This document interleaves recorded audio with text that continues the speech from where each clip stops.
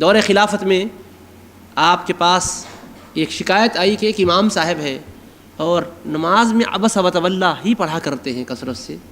عبس و تولی بھی قرآن کی صورتوں میں ایک صورت ہے، 30ویں پارے کی تیسری صورت ہے، اللہ کا کلام ہے۔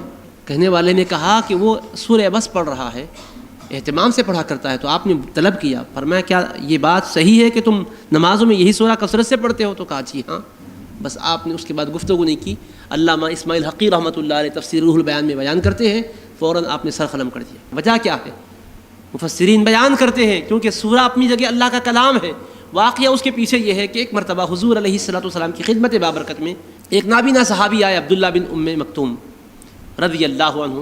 اس وقت قریش کے سرداروں کو حضور علیہ السلام دین سکھا رہے تھے، اسلام سمجھا رہے تھے، دعوت دین کی دے رہے تھے، اسلام کی خوبیاں بتا رہے تھے، توحید کی باتیں سمجھا رہے تھے۔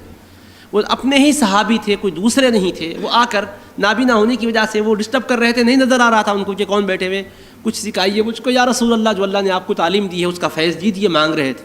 حبیب پاک نے التفات نہیں فرمایا۔ وہ دوبارہ سے بارہ آپ سے ملتجی ہونے لگے، درخواست گزار ہوئے، معروضہ کرنے لگے۔ حبیب پاک علیہ الصلوۃ والسلام پھر ادھر ہی مصروف رہے۔ حبیب پاک کو تھوڑا سا ان کا بار بار حرج پیدا کرنا گراں گزرا۔ حبیب پاک علیہ السلام کے رب نے فرمایا عبس و تولی ان جاءہ الاعمی۔ عبس و تولی، وہ بھی خطاب کا صیغہ بھی نہیں، عبس، رخ انور پھیر لیا ہے، التفات نہیں فرمایا ہے۔ ان جاءہ الاعمی کہ ایک نابینا حاضر بارگاہ ہوا تھا، التفات نہیں فرمایا، توجہ نہیں دی، عنایتوں سے شادکام نہیں فرمایا اس کو۔ اس طرح سے اللہ نے بیان کیا۔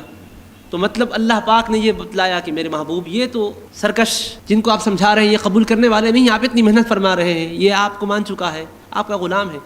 اس کا واقعتاً اس طرح سے حائل ہونا، حارج ہونا، ایک حرج تو ہے کہ دعوت کے کام میں وہ بغیر سمجھے بوجھے کہ حرج پیدا کیے، مگر میرے محبوب اگر ان سے آپ کا دل روٹھ گیا تو میرے محبوب ان پر قیامت قائم ہو جائے گی، ابھی درگزر کر دیجیے۔ تو اللہ پاک نے وہ محبت بھرے انداز میں خطاب کیا، اور محبت بھرے انداز میں جو خطاب ہوتا ہے اس میں ایک الگ انداز ہوتا ہے، جن سے لاڑ ہوتا ہے، پیار ہوتا ہے، وہ انداز کو دیکھ کر خوش ہوتے ہیں۔ شیخ الاسلام بامی جامعہ فرماتے ہیں انورا ہم نے تو فیض عشق سے قہر میں بھی مہربانی دیکھ لی۔ انورا ہم نے تو فیض عشق سے، عشق کا فیض وہ ہوتا ہے کہ بظاہر قہر اور جلال ظاہر کرے تو اس میں مہربانی نظر آتی ہے، اس میں محبت نظر آتی ہے۔ غصہ کوئی کرتا ہے چاہنے والا تو اس غصے کے اندر محبت نظر آتی ہے۔ فرماتے انورا ہم نے تو فیض عشق سے قہر میں بھی مہربانی دیکھ لی۔ حبیب پاک خوش ہوتے تھے جب وہ نابینا صحابی آتے تو ان کو خوش آمدید کہتے تھے اور فرماتے تھے مرحبا، مبارک ہو تمہارا آنا، تم تو وہ ہو کہ تمہارے سلسلے میں میرے رب کی بارگاہ سے مجھ کو خطاب اور عتاب آیا ہے۔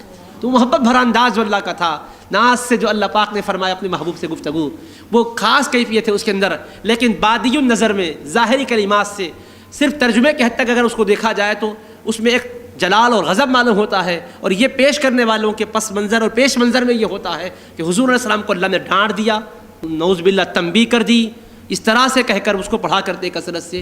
تو وہ پیش کرنے میں اور اس کی تلاوت کرنے میں اس کے پیش نظر یہ تھا کہ دیکھو جی حضور علیہ السلام کے لیے یہاں اللہ کی طرف سے کتاب آیا ہے، اس طرح سے مقصود تھا اس کا، اور یہ پڑھا کرتا تھا۔ فاروق اعظم نے بس اتنی ہی تصدیق کروا لی کہ واقعتاً تم پڑھتے ہو، تو کہا ہاں، سر قلم کر دیا۔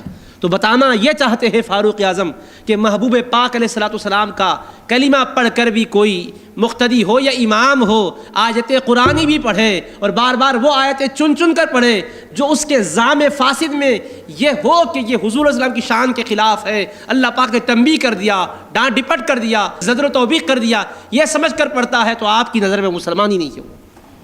اللہ کا کلام حبیب پاک کی محبت کے لیے پڑھو۔